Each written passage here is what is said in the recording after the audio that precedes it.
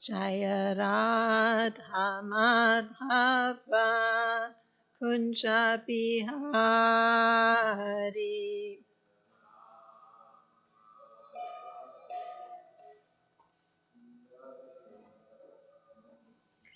Gopi Jana Vallabha Girivardhari.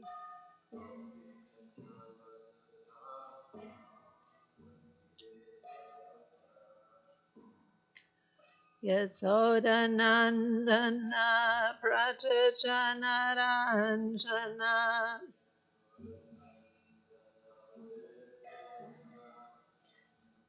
Yamuna Tira Vanachari.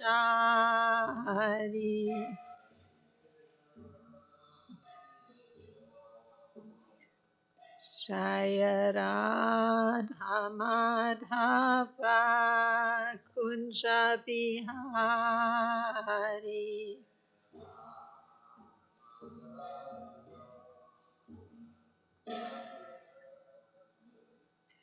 Gopi Jana Vallabha Girivardhari.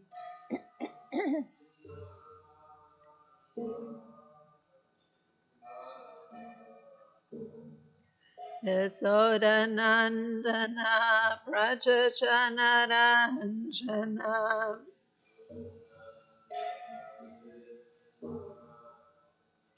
Yamuna Tira Vanachari.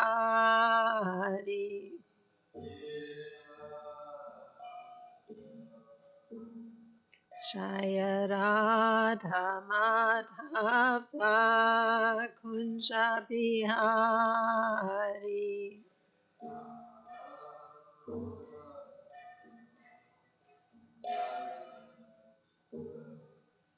Gopi Jana Vallabha Girivardhari.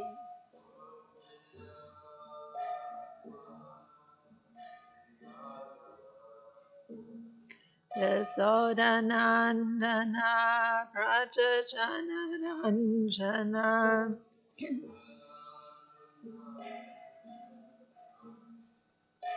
Yamuna Tira Vanachari.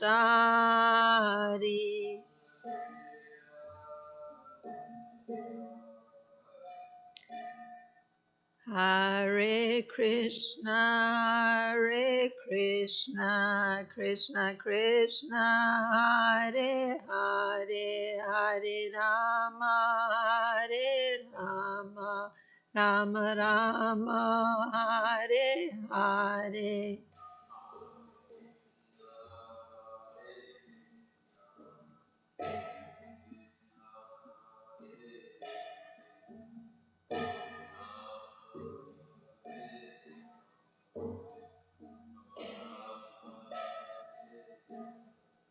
Hare Krishna, Krishna Krishna, Hare Hare, Hare Rama, Hare Rama, Rama Rama, Hare Hare.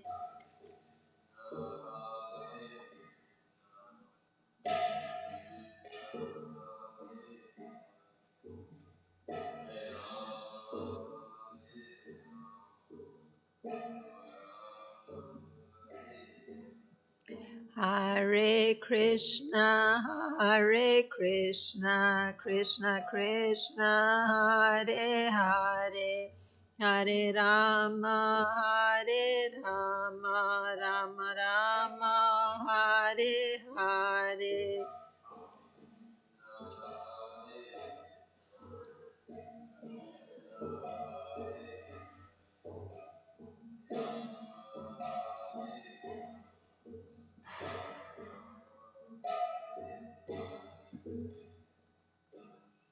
Kishore Kishori ki jai, Jagannath Baladev Subhadra Marani ki jai, Gonitai ki jai, Srila Prabhupada ki jai.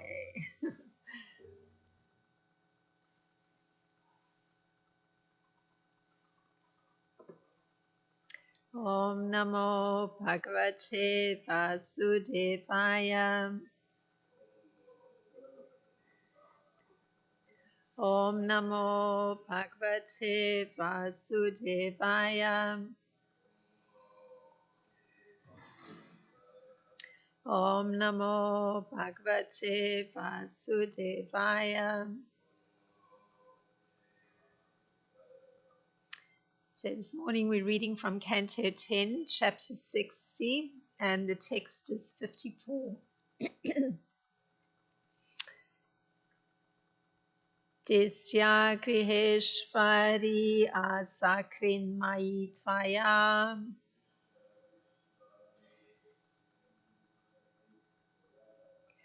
kritanuvritir bhava mochani kalai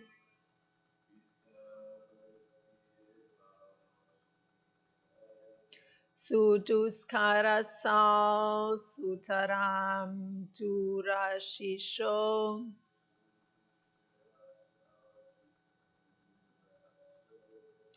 hiyasum paraya nikritim jusastriyaham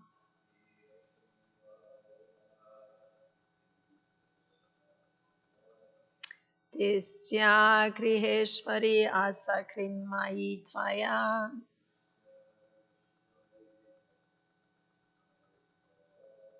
kritanuvritir bhavamochani kalai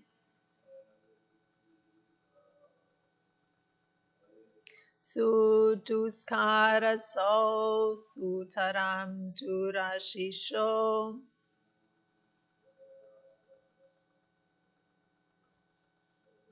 hiyasum paraya nikritim jusastriyaham.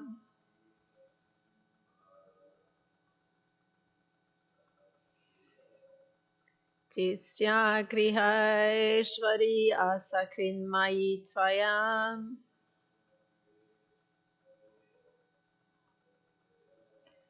kritanuvritir bhavamochani kalai suduskarasau sutaram durashisho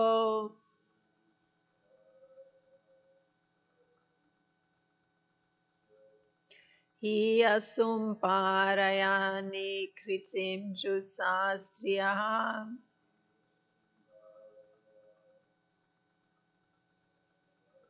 Please chant.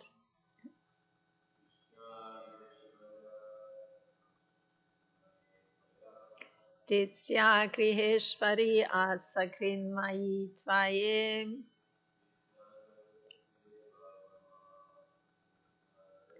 kritanuvritir bhavamochani kalai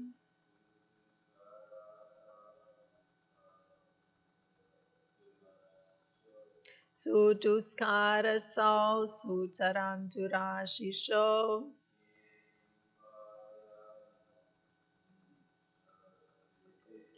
hiyasum parayani kritim jusastriyaham. And the word for word, disya, fortunately, griha, of the house, ishvan, O mistress, asakrit, constantly, mai, to me, tvaya, by you, krita, done, anuvriti, faithful service, bhava, from material existence, mochan, mochani, which gives liberation, kalai, for those who are envious, suduskara, very difficult to do, asal, it, sutaram, especially, durashisha, whose intentions are wicked. He, indeed, asum, her life air, paraya, who only maintains, only is in brackets, nikritim, deception, jusa, who indulges in, striyaha, for a woman. So the translation for text 54 is as follows. Fortunately, O mistress of the house, you have always rendered me faithful devotional service, which liberates one from material existence. This service is very difficult for the envious to perform, especially for a woman whose intentions are wicked, who lives only to gratify her bodily demands, and who indulges in duplicity. So that was Krishna talking, and this is the BBT purport to this verse. Srila Jiva Goswami poses the following question. Since devotional service easily awards one liberation, isn't it possible that everyone will be liberated and the world will no longer exist? The great Acharya answers that there is no such danger, since it is very difficult for envious, duplicitous, sensuous persons to faithfully serve the Supreme Personality of Godhead, and there is no shortage of such people in the world. Dear me. Om Jnanatimirandasya Gananjana Shlakaya Chakshurunmilitam Yena Tasmai Shri Gurave Namaha Shri Chaitanya Manopistam Stapitam Yena Bhutale Swam Rupa Kadamayam Tadati Swapadantikam Vandeham Shri Guru Shri Yuta Parakamlam Shri Guru Vaishnavam Shah Shri Rupam Sagrajatam Sahagana Ragutam Vitam Sajivam Sadvaita Savadutam Sahitam Krishna Chaitanya Devam Shri Radha Krishna Padan Sahagana Lalita Shri Vishaka Vitam Shah.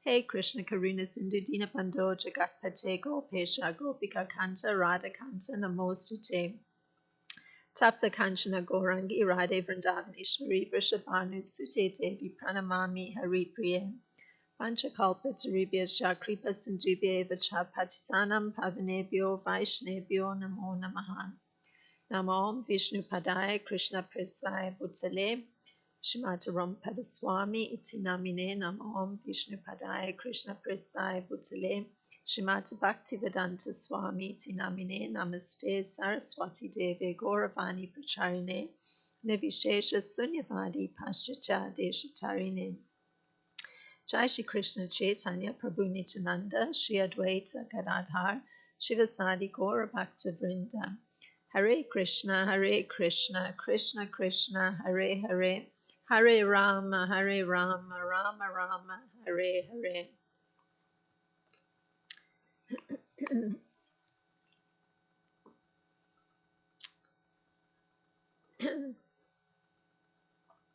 So maybe I should read the verse again to refresh.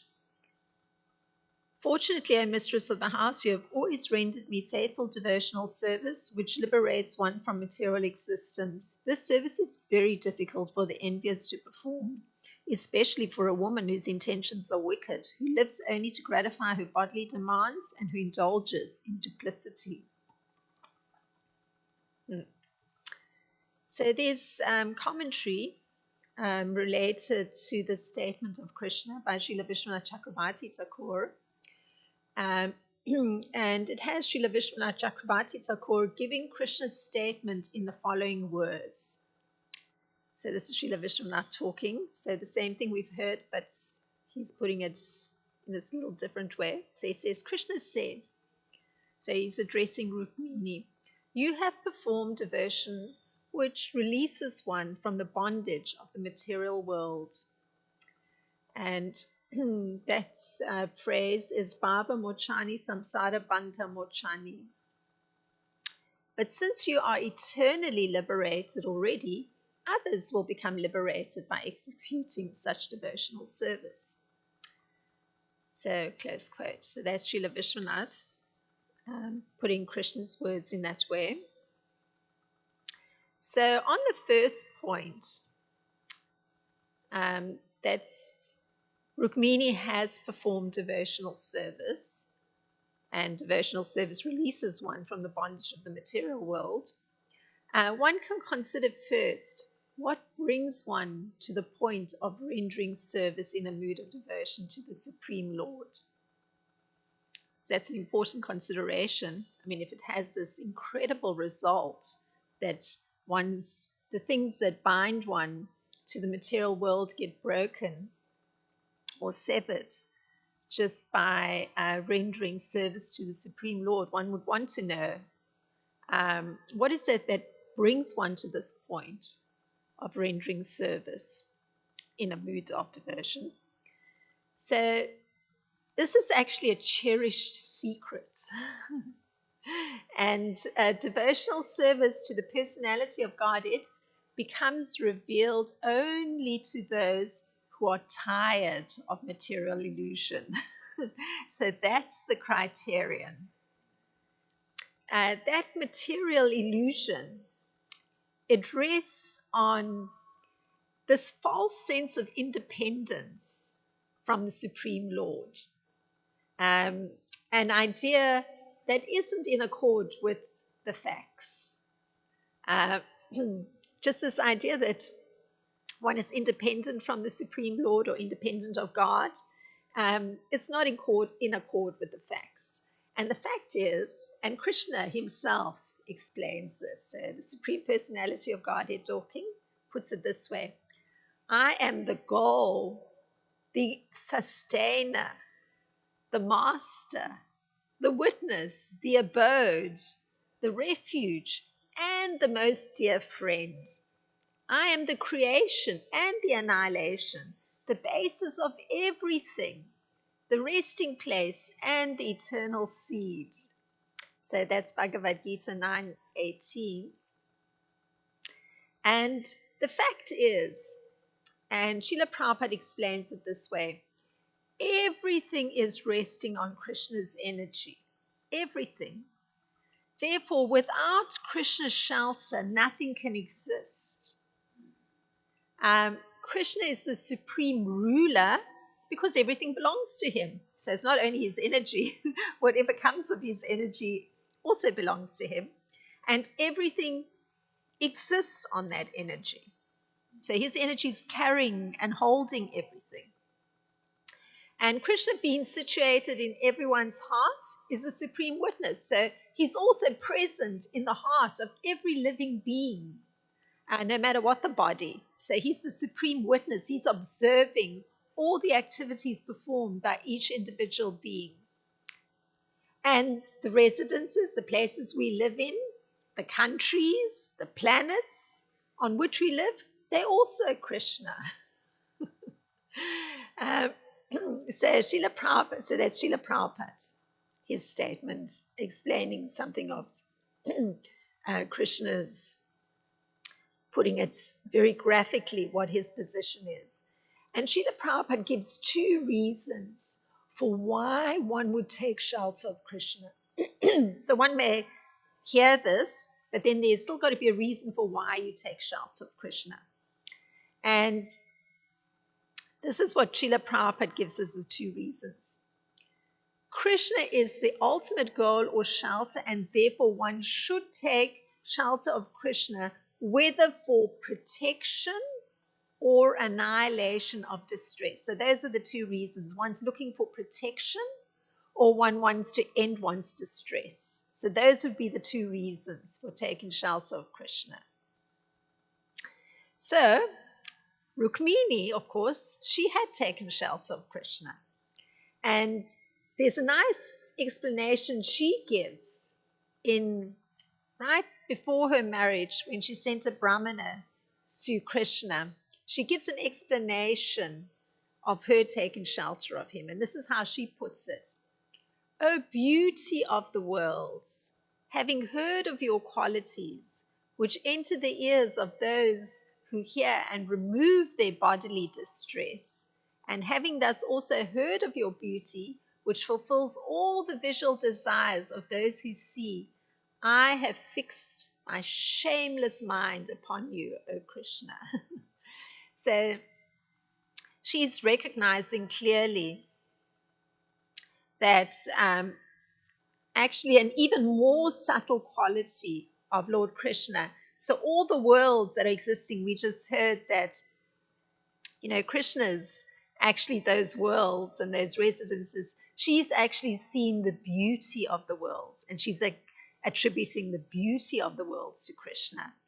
And she says that anything that one hears, because I was drawing attention that, one can hear or a statement even made by Krishna of what his position is, but she's actually saying that when one hears of Krishna and this enters the ears, it actually removes any bodily distress. So any discomfort one's feeling, any disturbance, it actually goes away just by hearing about Lord Krishna and his qualities. And also, she's pointing to the fact that anybody who hears about Krishna's beauty, this actually will, so just hearing about his beauty, not even seeing, but hearing about his beauty, it fulfills the visual desires one has to see something beautiful. So she's really pointing to a very subtle effects that come from hearing about Krishna, the removal of bodily distress, and actually a satisfaction of one's visual desires. And that's from Srimad Bhagavatam in the 52nd chapter of this canto, where Rukmini actually speaks of something of why she's able to take shelter of Krishna. Because we heard that there were two reasons for taking shelter of Krishna. One's looking for protection, or one wants to remove distress. And she's pointing to the fact that actually distress got removed for her. So this kind of shelter taking of Krishna leads to a rhetorical question. And this rhetorical question is asked by the personified Vedas. It's in the 87th chapter of the same canto. And this is what the personified Vedas ask. How indeed can fear of material life affect your faithful servants? So they're asking this question of persons who have actually taken shelter of Krishna. So they're asking, it's rhetorical, how can fear affect persons who've taken shelter of Krishna? So that fear that they're referring to, this fear of material life, it's described as having as its root cause the time factor. So if we were to analyze what is actually fear in material life, it has to do with time. And time has obviously three divisions: the past, the present, and the future. And time creates terror because there's the prospect of death. So there's terror in the heart because, somewhere up ahead, death is coming. And there's also the prospect of disease because one looks around and one hears that this person has had this operation, that person is suffering from this disease, that person suffering from a different disease. In fact, there's a whole array of diseases. So there's terror. This is the terror created by time, that one knows somewhere in the future that may be awaiting one. And the mind's memories may also create hellish suffering. So this is something from the past. Because the strangest thing is that the way the mind functions is that when you bring a memory to the surface, it's as though it's happening in the present. So actually, there can be hellish suffering just because of this ability of the mind to bring some suffering from the past into the present. So naturally, you can take care of that one to some degree because you actually have to speak to the mind and tell the mind that actually the past is over and it can't affect you anymore. But still, one has to take that step because sometimes you find persons who've lost their rudder in life, their mental rudder or their intelligence rudder. They'll be talking about something that's happened in the past over and over again, still talking as though they're trying to resolve that problem. So that's something of the problem created by time and the mind not being able to let go of the past. And one has to, I'm going to switch tracks a little bit. For philosophers such as Plato, what we're dealing with is an intermural warfare between common sense reasoning and speculative thinking going on in the mind. So this is like the picture that's going on in the mind. There's some reasoning, common sense, and then there's also some speculation going on. This is Plato. And this is how he puts it. Because of thinking, there's a need to transcend the world of appearances. This is Plato. And we've turned, just by doing that, just by thinking, because we want to turn away from this world of how things appear, we're in a metaphorical sense disappearing from the world. This is Plato. Just by going internally, we pulling ourselves away from the world. That's what Plato is saying. And this can be understood from the perspective of our common sense reasoning. This is how he puts it. Because actually we're anticipating our final departure at the time of death. So he's taken it that just by going internally, we're in a metaphorical kind of way actually withdrawing ourselves from the world because we're anticipating that somewhere in the future we're going to have to face death. So that's Plato. And the rhetorical question that's raised by the personified Vedas, how fear of material life can affect Lord Krishna's faithful servants. It can indeed have some philosophers ask how Vaishnavas can overcome their material entrapment. If they don't actually analyze very knowledgeably who they are, the jiva, and who Tat, that supreme Lord, is, or else if they don't develop sufficient hatred of material life. So, the personified Vedas can ask that question. How is it that this fear of material life can even affect the servants of Lord Krishna? Of course, they're asking rhetorically because they don't believe that fear of material life can affect the Lord's servants. But philosophers, especially Western philosophers, because they've got a little bit different perspective and they're not necessarily theists and acknowledging the Supreme Lord. So they can be asking some questions. Shouldn't Vaishnavas have to come to absolutely hate the material world to not be affected by it? Or should they not also have to go through deep analysis of understanding what the jiva is and who the Supreme Lord is? So from Plato's perspective, taking him as representative of a certain school of Western philosophers, the true philosopher is one who spends his whole life in thought. That's what Plato's view is. And he has two desires, according to Plato.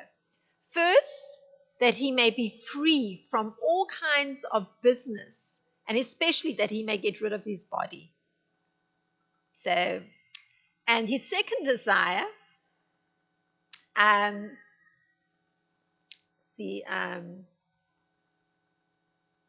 well, first looking at this concept that the somebody of the school of thought of Plato sees that there's two desires. first, that one has to spend one's whole life in thinking, and that there's two desires. This desire that one wants to be free from all business, and particularly to get rid of the body. He puts it this way, this point of getting rid of the body. At every step, the body causes confusion and trouble and panic. This is Plato. That's how he sees the body. So of course, the body, I take it, he's not making a distinction between the subtle body and the gross body, because he's talking about confusion. So that's obviously on the mental plane, but trouble and panic. So panic again is on the mental plane, but he's saying this is part of the body. So you want to get rid of that. You want to get rid of trouble and confusion and panic. And the second desire that one could have is that one wants to live in a healthier place, where things that one is thinking about, because remember, the whole emphasis is you want to spend your life internally thinking. This is Plato, is to be in a place where things that you're thinking about, such as truth, justice, beauty, will be no less accessible and real than what can now be perceived through the bodily sense. So he doesn't want that part to go away. So he would like the body to go away, but somehow you must still be able to still keep alive these very important things that one is contemplating, like the nature of truth or beauty. So he wants that to exist, but because you can perceive that with the bodily senses. So you want to get rid of the body, but you still want to be able to have that appreciation or absorption in something beautiful. So this is Plato. Now, the personified Vedas, they answer that there's no chance of material illusion in the earliest stages of devotional service. Because even in the earliest stages of devotional service, there's a removal of fear and attachment. So this is a statement by Srila Prabhupada, something looking at this fear. Because even Western philosophers such as Plato are talking about the trouble and the panic. So Srila Prabhupada puts it this way: fear is due to worrying about the future.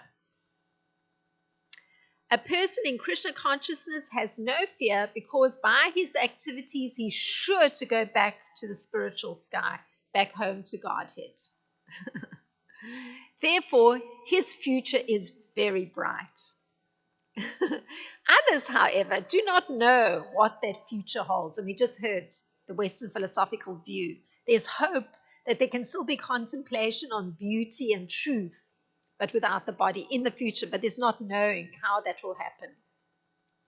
So Srila Prabhupada puts it, others do not know what their future holds. They have no knowledge of what the next life holds. So they are themselves in constant anxiety. So that's the analysis from the Vaishnava perspective, that anybody who actually isn't practicing Krishna consciousness is actually in constant anxiety. So this comes from purport Bhagavad Gita 10.5 on the different qualities created by Krishna in living entities, because those are the two qualities that Krishna creates. He takes away fear and also attachment. So Srila Prabhupada's comment in relation to being free from attachment, and this is in relation to the quality of equanimity, because that's what a quality that Krishna creates. Just by actually one turning to him and acknowledging him, and through performing some service for him, he gives the quality of equanimity. And equanimity refers to being free from attachment and aversion. So you're not saying, oh, I don't like this. I don't like the body. I want to get rid of the body. Or you're not saying, I love my body. I'm really going to take super care of it.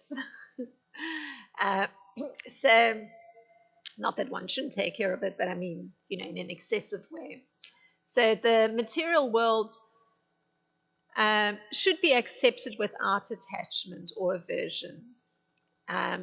So that's favorable to executing Krishna consciousness should be accepted, and that which is unfavorable should be rejected. That's Srila Prabhupada's, final, quick way of understanding what you should get rid of or what you should not get rid of. Just take that's very favorable to help you in your Krishna consciousness, and just reject that which is not so favorable for your Krishna consciousness. That's how you make the distinction. So why the Vaishnavas do not wish to engage in long and fruitless wrangling over philosophical subject matter, because that was one of the criticisms that could come, that surely it's necessary for Vaishnavas to actually get into a deep analysis of things. And this is a contrary argument to that. Why Vaishnavas don't necessarily wish to engage in long and fruitless wrangling over philosophical subject matter is that they would rather worship the Supreme Personality of Godhead. Since this concurs with the teachings of Vedic scripture. So the focus is more, as opposed to philosophical debate, on actually worshipping the Supreme Personality of Godhead. So the concept of the absolute truth, if one were to define it philosophically from the Vaishnava perspective. So remember, this was the concern of the general Western philosophers. They want to actually spend their lives thinking about what is the truth. So here's the Vaishnava view of what the absolute truth is. An infinite ocean of personality and loving pastimes. So an infinite ocean of personality and pastimes, loving pastimes. And the worshipable form of Krishna, which is this infinite ocean of personality and of loving pastimes. So you can see the challenge to the Western philosophers, because it can be performed with the body. It doesn't have to merely be on the mental plane, because they were saying that the best thing is to remain on the mental plane and just think about these concepts. And in that way, you're separating yourself from fear, because by doing that, you're mostly getting rid of the fear of the future, that death is waiting. So instead, from the Vaishnava perspective, you're immersing yourself in an ocean of the personality of Krishna and his loving pastimes, or loving pastimes with him. So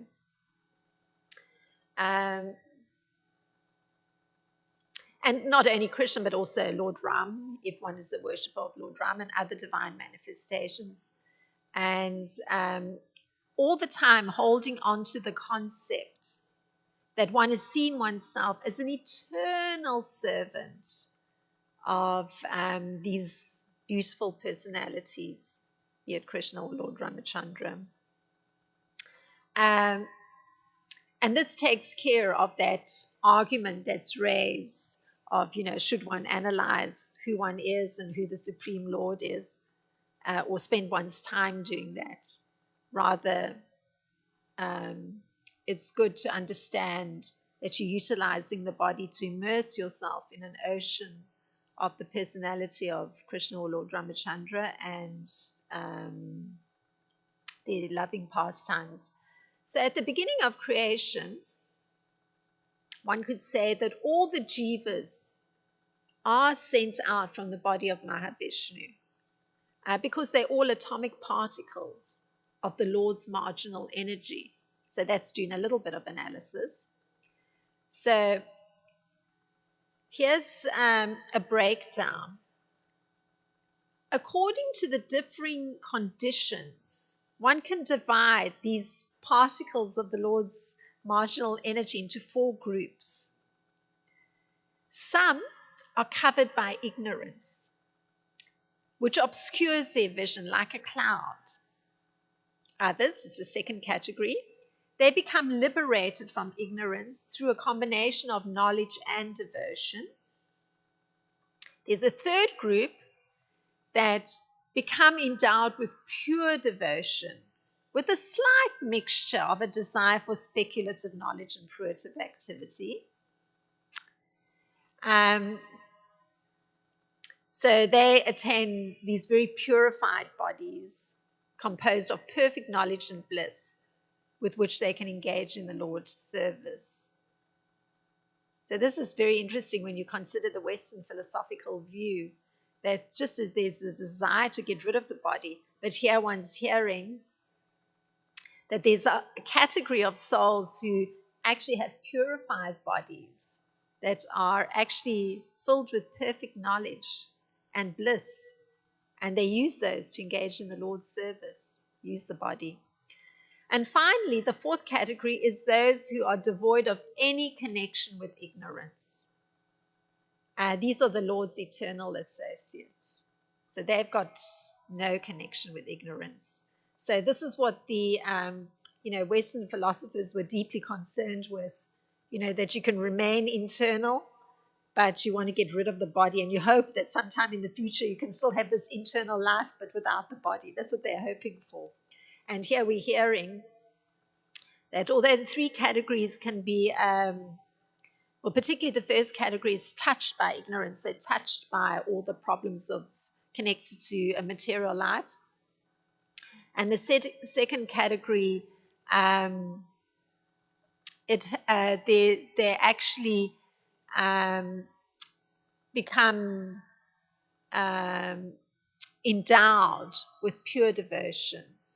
And there's a little desire to still speculate, and to have, get some rewards for their actions, but still they're becoming purified in their devotion. And but it's the category, there's one category that's the persons are completely devoid of any connection with ignorance. That's the ideal that the Western philosophers are looking at. And these are the Lord's eternal associates. And hence Rukmini, and she's been acknowledged by Lord Krishna as falling into this last category. She's acknowledged as being liberated eternally. Krishna says that of Rukmini. So she's in that fourth category, no ignorance whatsoever. And Lord Krishna states, as per Srila Vishwanath Chakravarti's statement, that others will become liberated by executing devotional service. So that was, Krishna acknowledges Rukmini's position as being untouched by any ignorance, eternally liberated. And Krishna's next comment is, others will become liberated by executing devotional service.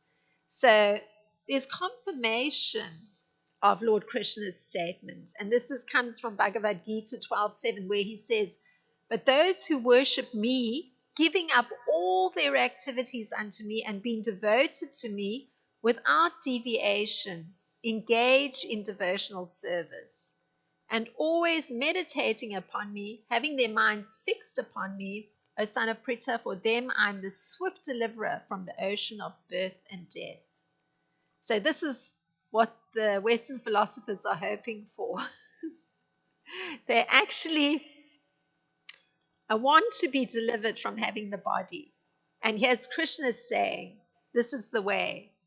Worship me, give up all your activities unto me, be devoted to me, don't be deviated in any way, engage in devotional service, meditate upon me, fix your mind upon me, and in turn, he will be the swift deliverer from the ocean of birth and death. So gone will be that material body. So this is Krishna in Bhagavad Gita 12:7, giving the particular way that the other three categories need to function, those who aren't completely free of ignorance. So this statement by Lord Krishna is analyzed by Srila Prabhupada, who states that Krishna here is explicitly stating that the devotees are very soon delivered from material existence by the Lord. And indeed, it's only through devotional service that one can appreciate the Lord. So, unless you can make that connection to render service, and we heard why you would do that, you get some understanding that you want protection or you actually want to get free from distress. So if you actually make that connection to perform service, then one can appreciate the Lord. And it's necessary to fix one's mind fully on Krishna to achieve him. It's necessary. And one's work should be done only for him. And Srila Prabhupada adds that, in fact, the devotee doesn't desire any achievement other than to please Lord Krishna. And that's quite a tough one. It's quite a tough one, that you don't desire any achievement. And that's why there was that breakdown of the categories that, there's persons who, are aspiring for pure devotional service, but they're having still that little need for speculative knowledge. So the idea, or even fruitive activity, getting some reward. So the real, one has to work through one's desires, that one comes to not want to achieve anything other than to please Lord Krishna. Yeah. And see this as one's life mission to attain that. Because you have to work through that. It's not automatic. Krishna bestows beautiful qualities on one, and I mentioned the two, the freedom from fear and freedom from attachment. And freedom from attachment is helping this a great deal, and freedom from fear is helping this. But still, one has to make it one's goal that through one's activities, one just wants to please Lord Krishna. That's one's achievement. And also that one can sacrifice everything for Krishna's satisfaction. So there's quite a bit of internal adjustment and work, clearly. So the Western philosophers stay on the mental plane, and their happiness clearly must lie in, wrestling and looking at these concepts of truth and beauty. But for the devotee, one's actually putting an emphasis on trying to perform every activity, even a thinking activity, or even if one were to actually be contemplating different concepts, it's in order to please Lord Krishna, and try to sacrifice everything for his satisfaction. So meaning, one may be trying not to think of other subject matter, but that particular subject matter in relation to Lord Krishna, if one were trying to look at acquiring knowledge, even if that were one's emphasis. So Srila Vishwanath then phrases Rukmini's question. So this is the next part of Srila Vishwanath's commentary on our verse today. He phrases that Rukmini has a question that ensues from Krishna's statement. So her question is interesting. She says, but then will even low-class women become liberated by devotion? She wants to know that. Will low-class women become liberated? And Krishna answers, this is Srila Vishwanath Chakravarti Thakur's commentary, no. Women who are envious, duplicitous, and full of wicked motives for sensuous delights can never perform bhakti. So, of course, in the BBT purport, it was made as a generalization that it applies to everyone in the world who's envious, duplicitous, and full of wicked motives. But because Krishna was particularly acknowledging Rukmini being eternally liberated and having performed loving service to him, she's asking the question, but what if women are envious, duplicitous, and full of wicked motives for sensuous delights? Can they perform bhakti? And Krishna says no. And the reason for this, if one were to analyze it a little bit more deeply, you could define what is duplicity. So duplicity is defined as being cunning, or being deceptive, or being hypocritical. So if one brings to mind, there's a particular prayer that Srila Raghunath Das Goswami puts forth to help one to engage in one's eternal spiritual position through taking shelter, because that's the whole point. One wants to take shelter, meditating and serving Krishna's eternal pleasure potency, because that was the recommendation of Krishna. Fix one's mind upon him, meditate on him. And this is Srila Raghunath Das Goswami's prayer to help that. And he says, even though I'm a cheater, this is a prayer, the Lord's mercy can drive away my inherent wicked nature. Give me the glowing nectar of divine love and inspire my heart with the process to worship Shri Gandharvika. Therefore, O mind, with pleading words, you should worship Shri Giridhari here in Vrindavan. So you see, the emphasis is on turning inward and addressing the mind. So you order the mind. So it's necessary to do that, to actually speak to the mind. And Srila Raghunath Das Goswami actually instructs the mind. Inspire my heart with the process to worship Shri Gandharvika, Srimati Radharani. O mind, with pleading words, you should worship Shri Giridhari here in Vrindavan. So telling the mind, and that's from Sri Manohar Shiksha. So Srila Bhaktivinoda Thakur, he explains that the pure soul is inherently simple and honest. That's actually the case.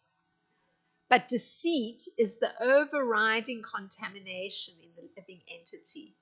So it's actually a contamination that applies to every living entity. I mean, Rukmini had asked particularly in relation to women, but Srila Bhaktivinoda Thakur said that deceit is the overriding contamination in every living entity. So remember, deceit has to do with being hypocritical, with being cunning, with being a little deceptive. So, and then if we looked at that breakdown of the categories of persons, one hears ignorance is the biggest problem. So as soon as the jiva comes in contact with ignorance and nescience, he becomes dishonest. So it's automatic. As soon as you come into contact with ignorance, one becomes dishonest. Arrogant and yearns for worship and status.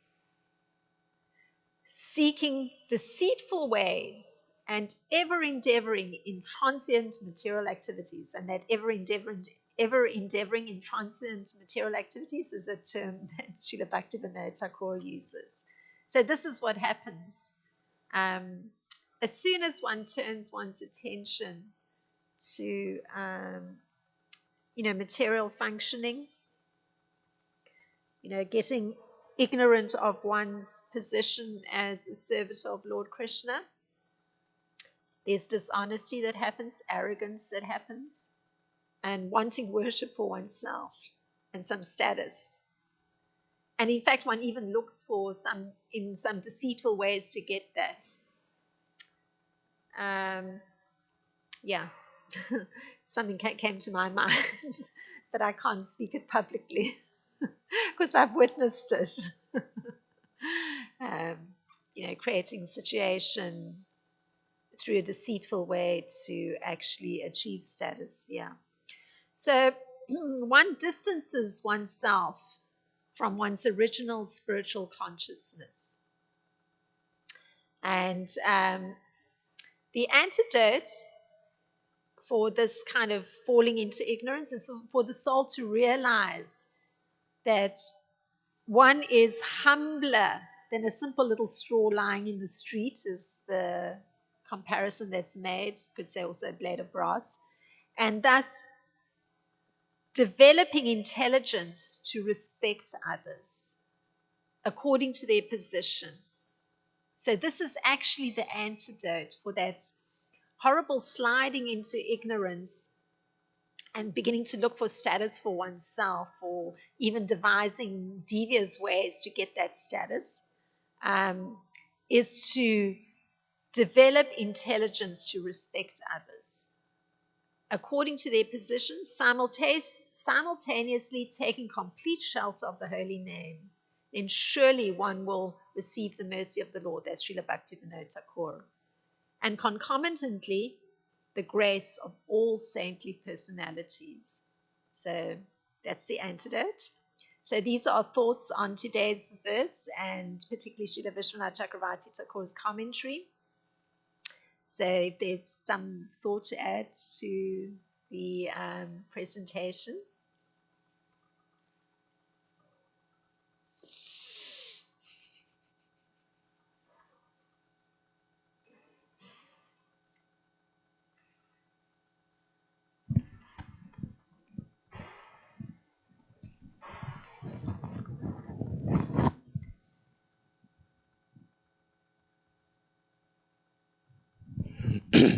Thank you for class, Mataji.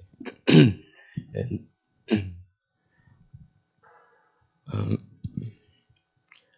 he's, he's, you spoke about independence. You spoke about independence. Independence. My question is,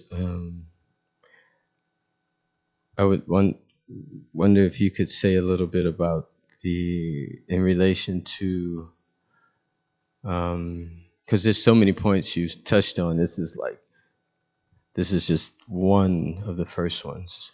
Because I think all of these should be studied and spend some serious time on so many points that you made.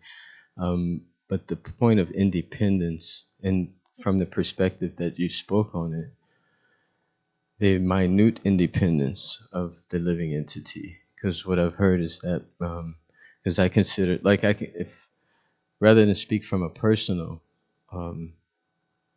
perspective, I just rather inquire about in relation to your your perspective, or what you were, the way you were speaking about independence, the independence of the living entity.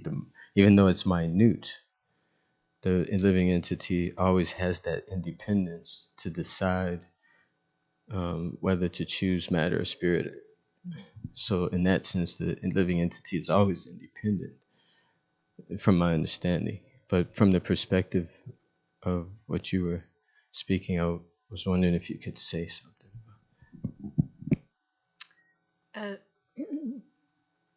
So the interesting point you were raising is that there is the understanding that actually there is minute independence on the part of the living entity.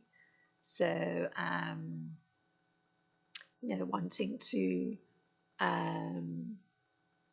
look at that a little bit more closely, because the point you're raising, that actually that minute independence permits that choice of whether one's going to stay on the matter side or going to the spirit side. Yeah, that's thank you very much for bringing that up. It's true, I put emphasis on the fact that many persons are seeing themselves as completely independent of the Supreme Lord. So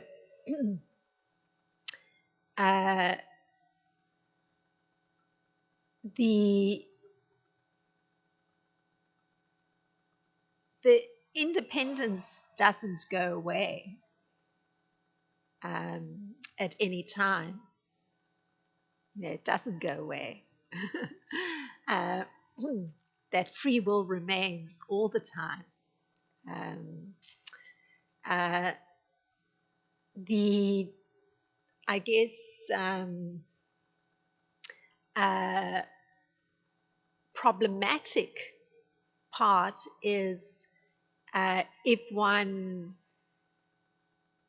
goes through one's entire life seeing oneself as independent of the Supreme Lord. So that's a different position from actually understanding that one has independence and one can make the choice. Do you want to go on the side of matter? Do you want to go on the side of spirit? And the persons who choose to see themselves as being independent of the Supreme Lord clearly are completely rejecting the existence of the Supreme Lord and are functioning supposedly independently.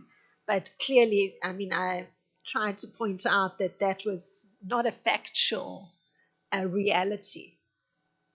It's an illusional reality. Because the fact of the matter is, as Krishna explains, everything rests on his energy.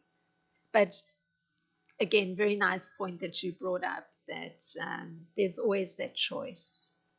The choice to function as though Krishna doesn't exist, or to function in relation to Krishna, but then there's always, even on that path, there's still the choice. If you choose to use your free will not in relation to him, because ignorance sets in, and I tried to cover that a little bit of how ignorance um, uh, brings about certain problems. Yeah. But just by virtue of making the choice, and I think that's what I wanted to put the emphasis on, is that the fundamental problem created by the fact that one exists within a time frame. The fundamental problem that that is creating is that fear or the attachment. And the unusual and extraordinary thing that happens just by making that choice on the side of spirit, that using one's independent will to make that choice on the side of going towards spirit, and particularly even coming to the point of saying, I want protection. I want protection, or I want to get rid of this distress, is what's actually permitting that amazing, you could say, a kind of benediction that comes from one having made that choice and rendered some service in relation to Lord Krishna, that actually that terrible fear is taken away and that terrible attachment is taken away, because that is what is crippling everyone who appears to be functioning independently of Krishna. So it's hidden, but that's what's there. And sometimes it's described as constant anxiety.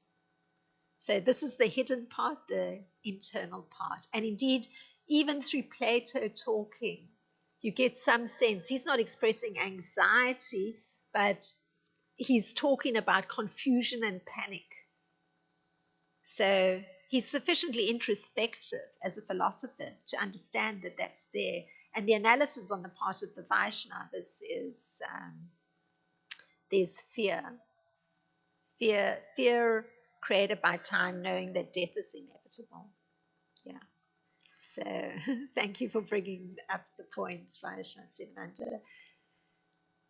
Srila Prabhupada ki jai, Srimad Bhagavatam ki jai. Srila Rampada Swami ki jai.